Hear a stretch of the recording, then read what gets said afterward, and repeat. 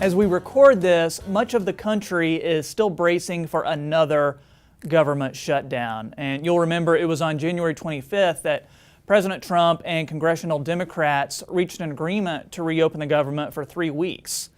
Since reopening, the USDA and Farm Service Agency offices have been very busy. Bobbie Kriz-Wickham of Nebraska FSA joined me this week to provide an update on how the shutdown has impacted them and what it means for some important deadlines.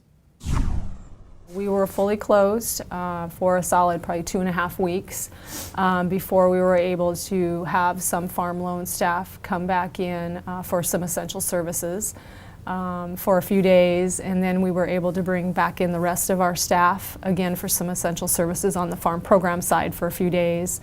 And then on January 28th, after the agreement was signed, we were able to fully open for business. And since we had the government reopen, what are some things that the office has been working on? Sure.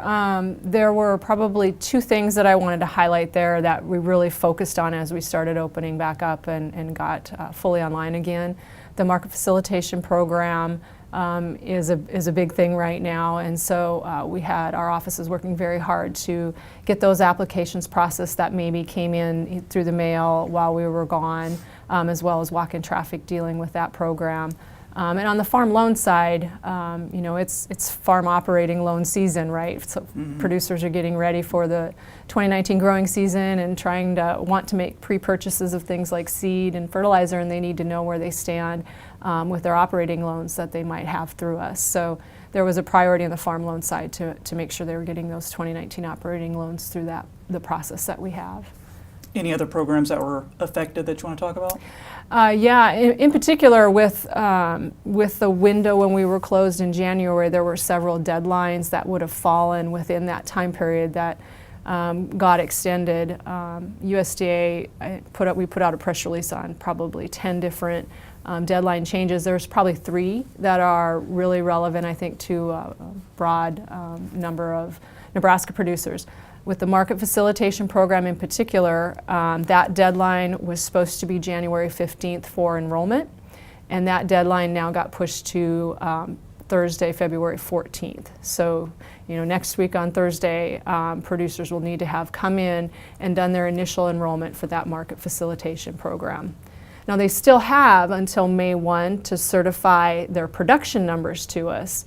But if they want to just get the first part of the enrollment done to indicate that they want to participate in the program, that has to be done by the 14th of February.